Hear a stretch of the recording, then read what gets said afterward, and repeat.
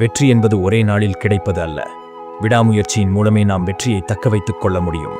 விடாமுயற்சி பற்றிய இந்த கதையை முழுவதுமாக கேளுங்கள். இது போன்ற சிறந்த கதைகளுக்கு இந்த சேனலை சப்ஸ்கிரைப் செய்து கொள்ளுங்கள். மலைகளால் சூழப்பட்ட அழகிய கிராமம். அருகில் ஓடும் ஒரு பெரிய ஆறு. காற்று மிதமாக வீசும். அந்த இடத்தில் ஒரு சிறுவன் இருந்தான். அவன் பெயர் ரவி. அவனுடைய பெரிய கனவு ஒரு சிறந்த சிற்பியாக வேண்டும் என்பதுதான். பழமையான கோவில்களின் அற்புதமான சிலைகளை பார்த்து மெய்மறந்து விடுவான். என்றாவது ஒரு நாள் என் கைகளால் இப்படி பெரிய ஒரு சிற்பம் செதுக்க வேண்டும் என்று உள்ளுக்குள் நினைப்பான். ஆனால் ரவி ஒரு வாழ்க்கை வாழ போராடும் குடும்பத்தில் பிறந்தவன். அப்பா விவசாயி, அம்மா வயலில் வேலை செய்யும் பெண். அதனால் ரவிக்கு பெரிய கலைஞர்களிடம் சென்று கற்றுக்கொள்வது சாத்தியமில்லை.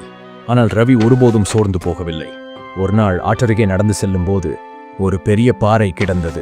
அது கனமானது, ஆனால் அத்தனை அழகாகவும் இருந்தது.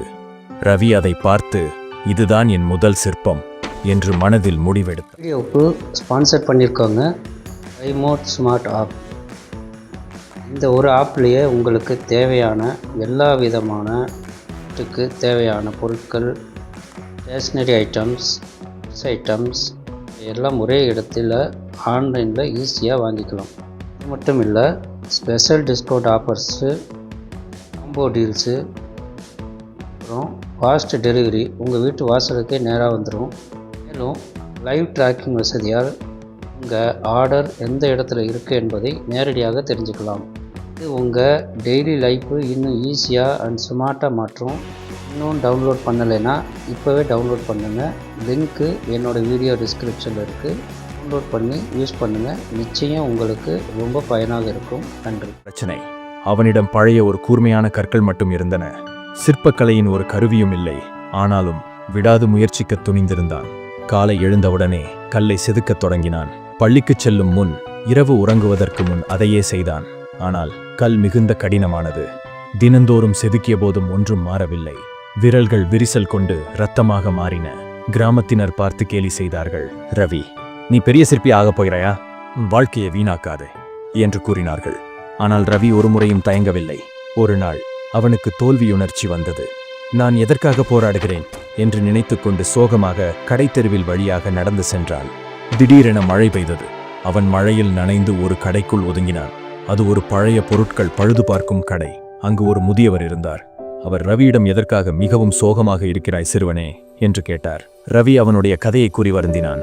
முதியவர் ஒரு சிறிய சிரிப்புடன் அவனை பார்த்தார். பின்னர் தனது மேசையின் கீழிருந்து ஒரு பழைய தூசி படிந்த விளக்கை எடுத்தார். இந்த விளக்கு ஒரு காலத்தில் எனக்கு பெரிய செல்வம். இது எனது இருளான வழிகளில் வழிகாட்டியது. ஆனால் ஒரு நாள் அதன் ஒளி மங்கியது. அதை நான் அப்படியே விட்டுவிட்டேன். ரவி ஆவலுடன் விளக்கை ஆய்வு செய்தான். அது பழுதாகி அதன் கண்ணாடி முறிந்து அதன் திரி எரிந்து விட்டது. அதனால் இது இனி பயனற்றது என்று அவன் குழப்பத்துடன் சொன்னான்.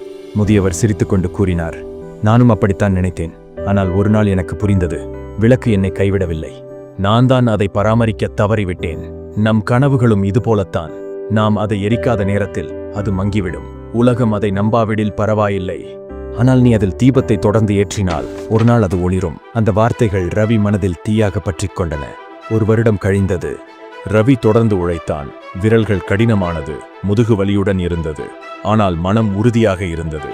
ஒரு நாள் மிகுதியான கோபத்துடன் அவன் செதுக்கு கருவியால் ஒரு கடுமையான அடியை கொடுத்தான். அந்த பாறை உடைந்து விட்டது. அதன் உள்ளே மென்மையான பகுதி இருந்தது. இப்போது அதை எளிதாக செதுக்க முடியும். அவன் ஒரு உண்மையை உணர்ந்தான். வெற்றி என்பது திடீரென்று வருவதில்லை. அது கடினமான இடங்களை கடந்த பிறகு வருகிறது. மாதங்கள் கழிந்தன.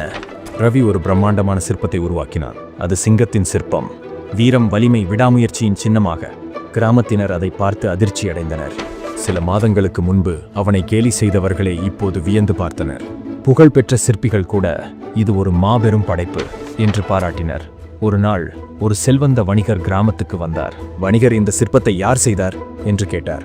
கிராமத்தினர், ரவி, கனவுகளை விடாமல் தொடர்ந்த சிறுவன் என்று கூறினார்கள். அந்த வணிகர் அவனை அழைத்து உலகின் சிறந்த சிற்பிகளிடம் பயிற்சி பெற வாய்ப்பு அளித்தார். அந்த நாள் முதல் ரவி ஒரு சாதாரண சிறுவன் இல்லை, ஒரு சிறந்த சிற்பியாகிவிட்டான். பல ஆண்டுகள் கழித்து ரவி பெரும் புகழ்பெற்ற சிற்பியானான். ஒரு சிறிய பையன் அவனை பார்த்து கேட்டான். சிறுவன், ஐயா, வெற்றிக்கான ரகசியம் என்ன என்று கேட்டான். ரவி சிரித்துக்கொண்டு கூறினான், ஒரு கல் சிலையாக மாற பல ஆண்டுகள் தேவை. அதை செதுக்க சில மாதங்கள் தேவை. ஆனால் அதை வெற்றி பெறாமல் ஒரு செயலை விட்டுவிட ஒரு நொடி போதும். நீ உன் கனவை எப்போதும் விடாதே. அந்த நாளில் புதிய கனவுகள் பிறந்தன. தோல்வியை கண்டு பயப்படாதே, வெற்றி பெறும் வரை முயற்சியை விட்டுவிடாதே. இதுவே வாழ்க்கையில் வெற்றிக்கான ரகசியம். நண்பர்களே, இந்த கதை பிடித்திருந்தால் ஒரு லைக் செய்யலாமே.